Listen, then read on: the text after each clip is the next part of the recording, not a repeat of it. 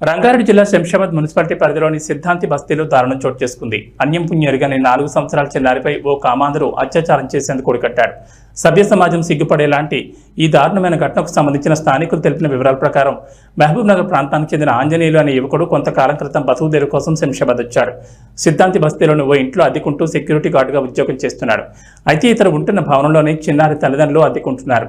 చిన్నారి తల్లిదండ్రులు లేని సమయం చూసిన కామాంధుడు చిన్నారికి మాయమాటలు చెప్పి తానుంటున్న గదిలోకి తీసుకెళ్లాడు.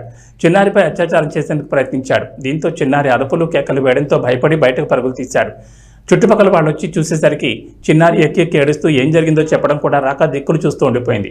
గమనించిన స్థానికులు నిందితుల ఆంజనేయులకు దేహశుద్ధి చేసి పోలీసులకు అప్పగించారు. సభ్య సమాజం సిగ్గుపడి ఇలాంటి ఘటనలు పునరావృతం కాకుండా నిందితుడిపై కఠిన చర్యలు తీసుకోవాలని స్థానికులు పోలీసులను వేడుకుంటున్నారు.